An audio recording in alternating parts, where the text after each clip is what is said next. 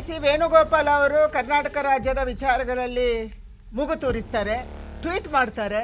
ಅವ್ರದೇ ರಾಜ್ಯದ ಪಿಣರಾಯಿ ವಿಜಯನ್ ಕರ್ನಾಟಕದಲ್ಲಿ ಏನ್ ಮಾಡಬೇಕು ಏನ್ ಮಾಡಬಾರ್ದು ಅಂತ ಹೇಳ್ತಾರೆ. ಅರ್ಜಿಗಳನ್ನು ಸಲ್ಲಿಸ್ತಾ ಇದ್ದಾನೆ. ಆದ್ರೆ ಮನೆ ಅಲೋಕೇಶನ್ ಯಾರಿಗೂ ಆಗಿಲ್ಲ. ಆದ್ರೆ ಯಾರು ಅಕ್ರಮ ವಲಸಿಗರಿದ್ದಾರೆ ಪಕ್ಕದ ರಾಜ್ಯದವರು ಕಮೆಂಟ್ ಮಾಡಿದ್ರು, ಕೆ.ಸಿ.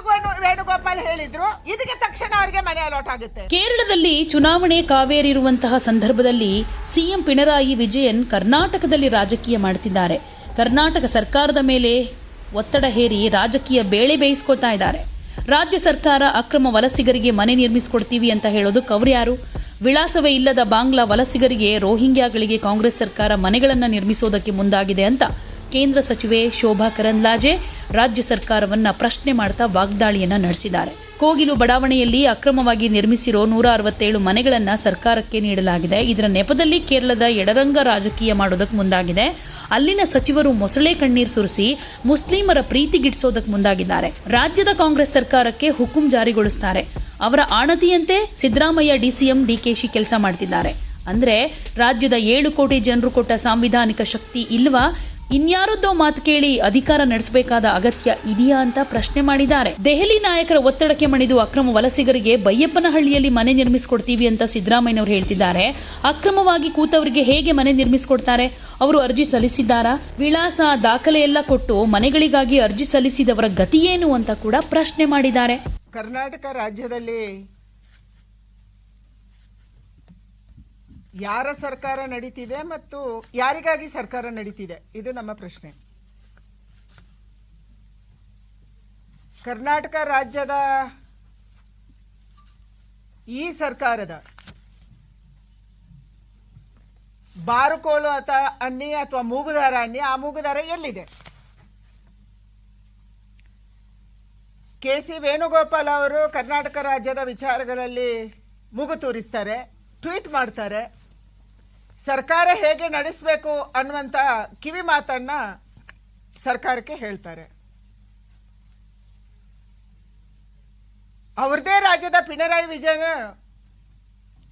ಕರ್ನಾಟಕದಲ್ಲಿ ಏನ್ ಮಾಡಬೇಕು ಏನ್ ಮಾಡಬಾರ್ದು ಅಂತ ಹೇಳ್ತಾರೆ.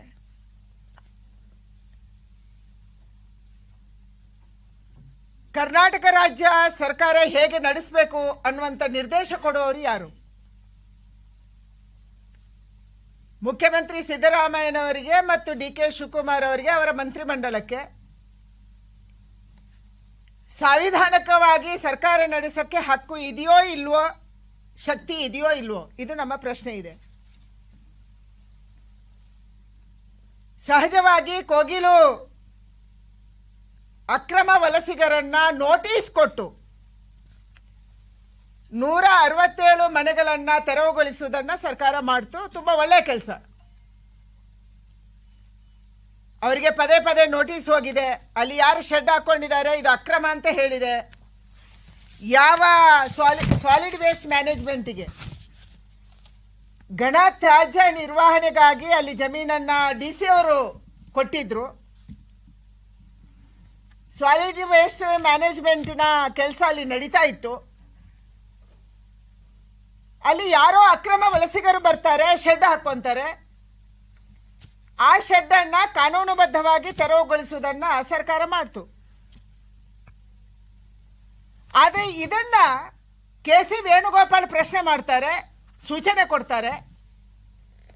ಇದನ್ನ ಪಿಣರಾಯಿ ವಿಜಯನ್ ಪ್ರಶ್ನೆ ಮಾಡ್ತಾರೆ, ಒತ್ತಡ ತರ್ತಾರೆ.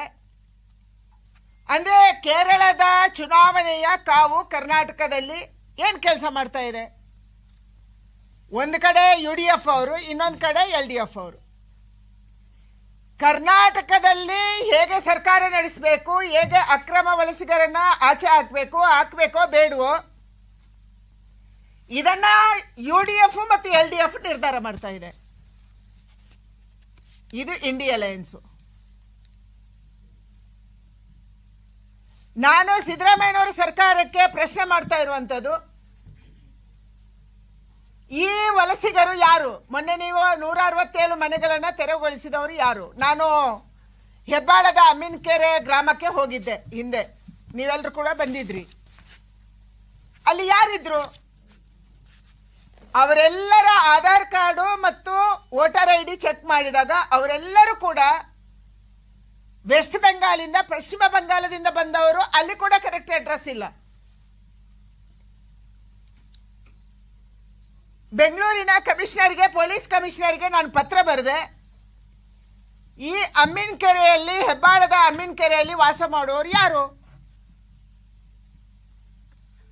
ಇವರಿಗೆ ಕರೆಕ್ಟ್ ಆದ ಅಡ್ರೆಸ್ ಇಲ್ಲ. ಅಕ್ರಮ ಚಟುವಟಿಕೆಗಳನ್ನು ಇಲ್ಲಿ ಮಾಡ್ತಾರೆ. ಇಷ್ಟೊಂದು ದೊಡ್ಡ ಪ್ರಮಾಣದಲ್ಲಿ ಕಸವನ್ನ ರಾಶಿ ಹಾಕೊಂಡಿದ್ದಾರೆ. ಅಕ್ಕಪಕ್ಕದ ಊರಿನವರಿಗೆ ಅದು ಆರೋಗ್ಯಕ್ಕೆ ಸಮಸ್ಯೆ ಆಗುವ ರೀತಿಯಲ್ಲಿ ಅಲ್ಲಿ ಸುಡ್ತಾ ಇದ್ದಾರೆ ವೈರ್ಗಳನ್ನ, ಕೇಬಲ್ಗಳನ್ನ. ಇದರ ಬಗ್ಗೆ ಕ್ರಮ ಕೈಗೊಳ್ಳಿ ಅನ್ನುವಂಥದ್ದನ್ನು ನಾನು ಹೇಳಿದ್ದೆ. ಅದೇ ರೀತಿಯ ಅಕ್ರಮ ವಲಸಿಗರು ಇವತ್ತು ಕೋಗಿಲಲ್ಲಿ ಮನೆಯನ್ನ, ಶೆಡ್ ಅನ್ನ ತೆರವುಗೊಳಿಸಿರುವಂಥದ್ದು. ಬೆಂಗಳೂರಿನ ವಾಸಿಂ ಬಡಾವಣೆ, ಬೆಂಗಳೂರಿನ ಫಕೀರ್ ಬಡಾವಣೆ, ಇಲ್ಲಿ ಯಾರಿದ್ದಾರೆ?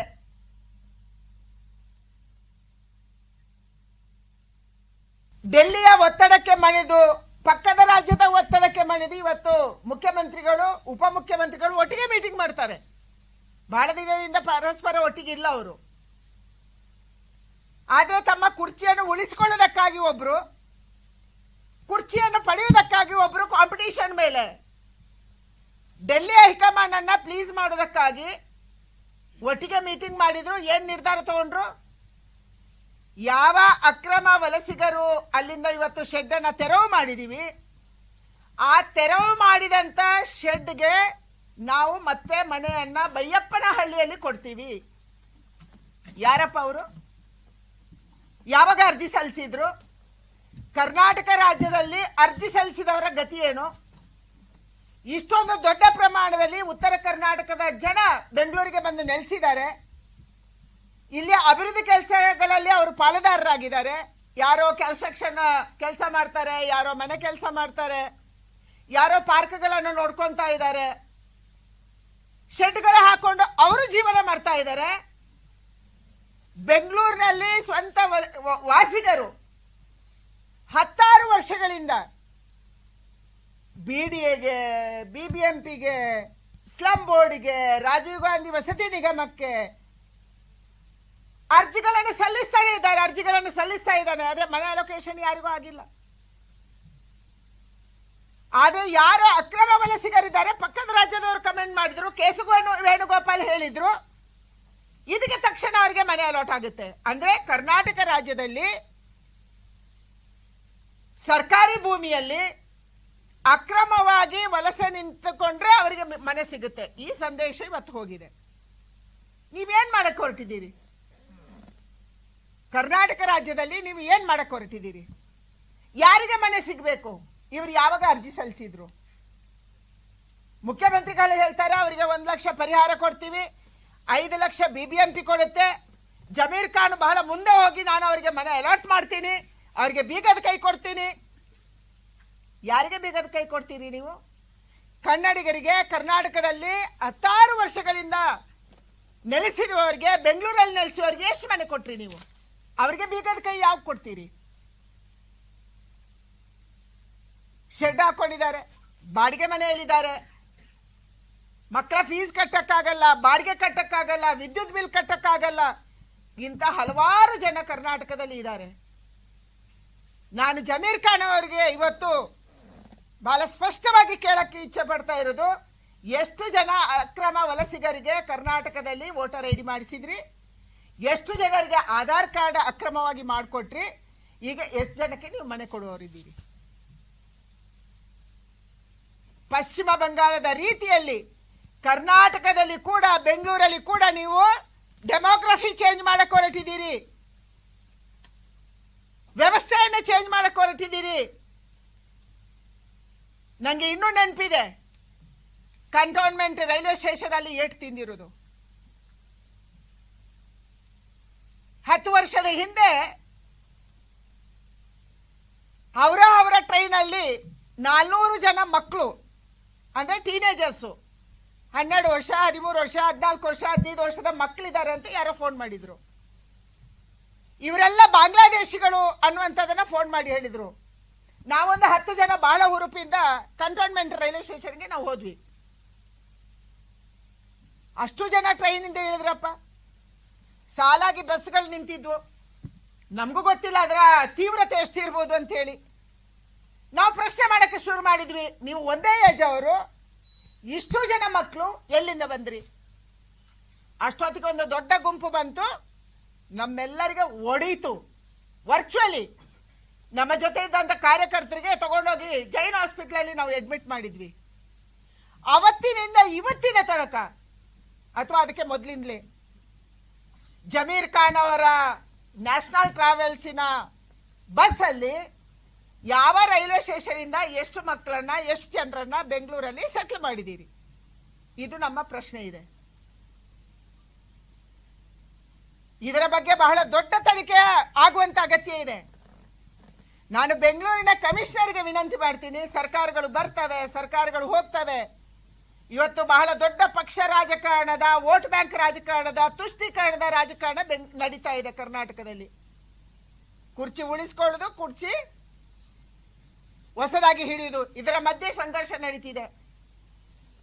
ಇದರ ಪರಿಣಾಮವಾಗಿ ಯಾರು ಹೆಚ್ಚು ಓಲೈಕೆ ಮಾಡಬೇಕು, ಯಾರು ಹೆಚ್ಚು ಖುಷಿ ಪಡಿಸಬೇಕು, ಇದು ನಡೀತಾ ಇದೆ. ಅದಕ್ಕಾಗಿ ನಾನಿವತ್ತು ಪೊಲೀಸ್ ಕಮಿಷನರ್ ಅವರಿಗೆ ವಿನಂತಿ ಮಾಡೋದು, ಒಂದು ಪತ್ರ ನಾನು ಆಲ್ರೆಡಿ ನಿಮಗೆ ಬರೆದಿದ್ದೀನಿ ಅಮ್ಮಿನ ಕೆರೆ ಬಗ್ಗೆ. ಇವತ್ತು ಕೋಗಿಲಲ್ಲಿ, ವಾಸಿಂ ಬಡಾವಣೆಯಲ್ಲಿ, ಫಕೀರ್ ಬಡಾವಣೆಯಲ್ಲಿ, ಇಂಥ ಬೆಂಗಳೂರಿನ ಹಲವಾರು ಜಾಗಗಳಲ್ಲಿ ಮತ್ತು ಸರ್ಕಾರಕ್ಕೆ ಸಂಬಂಧಪಟ್ಟ ಭೂಮಿಯಲ್ಲಿ ಎಷ್ಟು ಜನ ಅಕ್ರಮ ವಲಸಿಗರು ನೆಲೆಸಿದ್ದಾರೆ, ಇದರ ಪಟ್ಟಿ ಯಾವಾಗ ತಯಾರು ಮಾಡ್ತೀರಿ ನೀವು? ಕೇವಲ ಒಂದು ಸ್ಯಾಂಪಲ್ ಆಗಿ ನಾನು ಅಮ್ಮಿನ ಕೆರೆ ಬಗ್ಗೆ ಮಾತಾಡಿದೆ. ಯಾವಾಗ ತಯಾರು ಮಾಡ್ತೀರಿ? ಅಧಿಕಾರಿಗಳು ನೀವು ಪರ್ಮನೆಂಟು, ಸರ್ಕಾರಗಳು ಪರ್ಮನೆಂಟ್ ಅಲ್ಲ.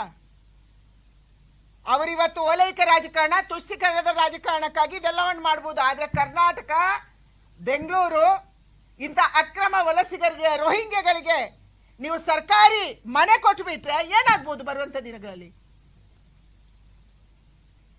ನಮ್ಮ ಪ್ರಧಾನಿ, ನಮ್ಮ ಗೃಹ ಸಚಿವರು ಹೇಳ್ತಾರೆ, ಅಕ್ರಮ ವಲಸಿಗರನ್ನ ಚುಣ್ಚುಣ್ಕೆ ಬಗಾದಂಗೆ. ಯಾವಾಗ? ಕರ್ನಾಟಕದಂತ ಸರ್ಕಾರ ನಮಗೆ ಸಹಕಾರ ಕೊಟ್ಟಿಲ್ಲ, ಪೊಲೀಸರು ಸಹಕಾರ ಕೊಟ್ಟಿಲ್ಲ ಅಂದ್ರೆ ಇವರನ್ನ ಪತ್ತೆ ಮಾಡೋದು ಹೇಗೆ? ನೀವೇ ಅವರಿಗೆ ಸರ್ಟಿಫಿಕೇಟ್ ಕೊಡ್ತಾ ಇದ್ದೀರಿ, ಮನೆ ಕೊಡ್ತಾ ಇದ್ದೀರಿ, ಅವರನ್ನ ಪರ್ಮನೆಂಟ್ ಮಾಡ್ತಾ ಇದ್ದೀರಿ. ಇಲ್ಲಿ ಇವರ ವೋಟರ್ ಐಡಿಯನ್ನ, ಇವರ ಆಧಾರ್ ಕಾರ್ಡನ್ನ ತಕ್ಷಣ ವಶಪಡಿಸ್ಕೋಬೇಕು. ಆಯಾ ಜಿಲ್ಲೆಗಳಲ್ಲಿ ಯಾವುದೋ ಒಂದು ಜಿಲ್ಲೆ ಹೆಸರು ಹೇಳ್ತಾರೆ, ಎಲ್ಲರೂ ಒಂದೇ ಜಿಲ್ಲೆಯವರು. ನಾನು ಅಮ್ಮಿನ ಕೆರೆಗೆ ಹೋದಾಗ ನಮ್ಗೆ ಗೊತ್ತಾಗಿರೋದು ಕೇವಲ ಒಂದೇ ಜಿಲ್ಲೆಯವರು ಅವರೆಲ್ಲರೂ. ಅಂದ್ರೆ ಆ ಜಿಲ್ಲೆಯಲ್ಲಿ ಏನ್ ನಡೀತಿದೆ ನಮ್ಗೆ ಗೊತ್ತಿಲ್ಲ. ಪಶ್ಚಿಮ ಬಂಗಾಳದ ಒಂದು ಜಿಲ್ಲೆಯ ಹೆಸರು ಅವರು ಹೇಳ್ತಾರೆ. ಅದರಲ್ಲಿ ಕಾರ್ಡಲ್ಲಿ ಕೂಡ ಎಲ್ಲರದು ಒಂದೇ ಜಿಲ್ಲೆಯವರ ಹೆಸರಿದೆ, ಒಂದೇ ಜಿಲ್ಲೆ ನಮೂದಾಗಿದೆ. ಆ ಜಿಲ್ಲೆಯಲ್ಲಿ ಏನ್ ನಡೀತಿದೆ ಅಲ್ಲಿಗೆ ನೀವು ಹೋಗ್ಬೋದಲ್ಲ. ನಮ್ಮ ಕರ್ನಾಟಕದ ಪೊಲೀಸರು ಸಂಬಂಧಪಟ್ಟ ಆಧಾರ್ ಕಾರ್ಡ್ ಅನ್ನ ವಶಪಡಿಸಿಕೊಂಡು ಆ ಸಂಬಂಧಪಟ್ಟಂತ ಜಿಲ್ಲೆಗೆ ಹೋಗ್ಬೇಕು. ಅಲ್ಲಿಯ ಪೊಲೀಸರು ಹಿಡ್ಕೊಂಡು ಅವರ ರಿಲೇಟಿವ್ಸ್ ಯಾರು, ಅವರು ನಿಜವಾಗ್ಲೂ ಪಶ್ಚಿಮ ಬಂಗಾಳದವರ, ಅಥವಾ ಅವರು ಪಶ್ಚಿಮ ಬಂಗಾಳದ ಹೆಸರಲ್ಲಿ ಅಲ್ಲೇಗೆ ಡೆಮೋಗ್ರಫಿ ಚೇಂಜ್ ಮಾಡಿದಾರಲ್ಲ. ಅಲ್ಲಿ ಹಲವಾರು ಜಿಲ್ಲೆಗಳಲ್ಲಿ ಇವತ್ತು ಡೆಮೋಗ್ರಫಿ ಚೇಂಜ್ ಆಗಿದೆ. ಅದೇ ತರ ಕರ್ನಾಟಕದಲ್ಲಿ ಕೂಡ ಮಾಡೋದಕ್ಕೆ ಏನಾದರೂ ಷಡ್ಯಂತ್ರ ನಡೀತಿದೆಯಾ? ಇದನ್ನು ಯಾರು ಪತ್ತೆ ಮಾಡಬೇಕು? ಕರ್ನಾಟಕದ ಪೊಲೀಸರು ಮಾಡಬೇಕು. ದಯಮಾಡಿ ದೇಶದ ಹಿತದೃಷ್ಟಿಯಿಂದ, ದೇಶದ ರಕ್ಷಣೆ ದೃಷ್ಟಿಯಿಂದ ಇವತ್ತು ಕರ್ನಾಟಕದ ಪೊಲೀಸರು ಇದನ್ನು ಮಾಡುವಂತ ಅಗತ್ಯ ಇದೆ. ನಿಮ್ಮ ಕೈಯನ್ನು ಕಟ್ಟಿ ಹಾಕುವಂತ ಕೆಲಸ ಕಾಂಗ್ರೆಸ್ ಮಾಡಿರ್ಬೋದು, ಆದರೆ ದಯಮಾಡಿ ನಾನು ವಿನಂತಿ ಮಾಡ್ತೀನಿ, ಇದನ್ನು ಹೀಗೇನೆ ಬಿಡಬೇಡಿ.